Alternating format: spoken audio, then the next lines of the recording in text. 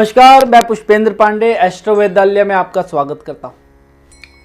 जैसा कि आप लोग जानते हैं कि मनुष्य का एक स्वभाव रहा है, वो भविष्य के बारे में जानने के लिए हमेशा उत्सुक रहा और इसी उत्सुकता ने हमारे पूर्वजों को ग्रह नक्षत्रों के विषय में अध्ययन करने के लिए प्रेरित किया और इस अध्ययन के फलस्वरूप उन्होंने ज्योतिष शास्त्र की रचना कर दी।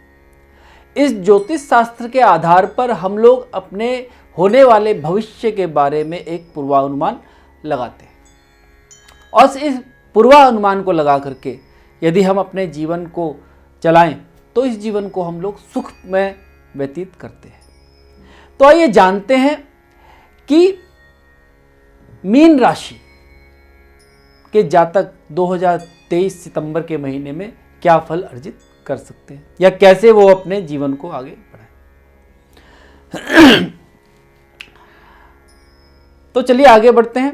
देखिए, इस बार आपकी जो कुंडली बनी है उसमें चंद्रमा लग्न में, गुरु और राहु द्वितीय भाव में, पंचम भाव में शुक्र, छठे भाव में सूर्य बुध, सातवें में मंगल, आठवें में केतु और 12वें में शनि।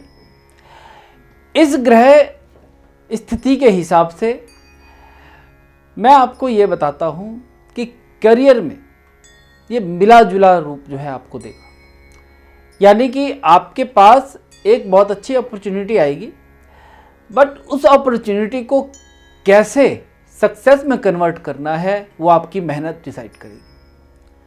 आप मेहनत करिए और फल की इच्छा ईश्वर पर छोड़िए, इसके बारे में चर्चा मत करिए और आप देखेंगे आपको सफलता मिल जाएगी। लेकिन यदि आपने भूल से अपनी मेहनत की चर्चा कर दी तो वहीं पर आपको जो है इसकी कोई संभावना नहीं है कि आपको सफलता मिले। यह ग्रह स्थिति ऐसी है। इसके साथ ही आपकी आर्थिक दृष्टि बहुत अच्छी दिखाई दे रही है। यदि आप शेयर मार्केट में पैसा लगा रहे हैं या मार्केट में कहीं पैसा लगा रहे हैं, किसी बिजनेस में पैसा लगाया है, तो आपको बहुत अच्छी सफलता मिल सकती है, बशर्ते आपको अपनी आंखें खोल के रखनी है, कान खोल के रखने हैं और सोच समझ के इन्वेस्टमेंट करना है। यानी हम लोग कह सकते हैं कि आपको सजग रहना है अपने कार्य के प्रति, तो ये कार्य जो है आपको सफलता प्रदान करेंगे, अदरवाइज वो आपको हानि भी प्रदान कर सकते हैं। कहीं पर भी इन्वेस्टमेंट तो कर नहीं सकते, एक जो है देखना पड़ेगा कि कहाँ करें। तीसरा हम आते हैं आपके स्वास्थ्य के उसमें। स्वास्थ्य में थोड़ा सा इस बार जो है ढीलापन आपको महसूस होगा। आपको ज़्यादातर जो है अपने नस, अपनी बोन्स, इसका ध्यान रखना पड़ेगा। इसके लिए आपको योगा करना है और ध्यान रखिए ज़्यादा दौड़ भाग भी नहीं करना है, अदरवाइज क्रैम्प भी आ सकते हैं और आप जो है लंबे समय के लिए बीमार भी पड़ सकते हैं। तो थोड़ा सा जो है आपको सजग रहना है, यानी एक बैलेंस बनाना है कि कितना करना है। अति भी नहीं करनी है और आलस भी नहीं करना है, एक बैलेंस बना के चलना है। इस बैलेंस के द्वारा जो है आप बहुत अच्छा लाभ इस महीने अर्जित कर सकते हैं। पत्नी से थोड़े से मनमुटाव के इंडिकेशंस आ रहे हैं, तो थोड़ा सा जो है आप ऐसे कर लीजिए, आंखें बंद कर लीजिए, कान में उंगली डाल लीजिए, मत सुनिए। सुनेंगे तो बोलेंगे, लेकिन बोलना नहीं। पत्नी आपके लिए ही सब कुछ कर रही है, इसलिए उसका आदर कीजिए। माता पिता आपके लिए सब कुछ कर रहे हैं, इसलिए उनका आदर कीजिए। माता पिता का साथ बिल्कुल मत छोड़िए। माता पिता की ब्लेसिंग इस मंथ आपके लिए बहुत ज़रूरी है। हमेशा जब भी घर से बाहर निकले तो उनके चरण स्पर्श करके निकले।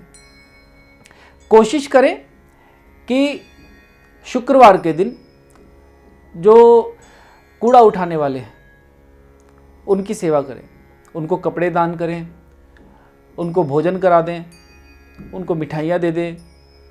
ये कार्य जो आप करिए। मंदिर में जाकर के ओम नमः शिवाय इसका जाप जितना भी आप कर सके, 11 बार हनुमान चालीसा पढ़ लें मंगलवार के दिन और शनिवार के दिन, तो इससे आपके जीवन में आने वाली नेगेटिविटी दूर होगी। इसी के साथ शिव और माँ आदिशक्ति से मेरा ये प्रार्थना है कि आपके जीवन में ये महीना सुख और मंगल लेकर आए। नमस्कार।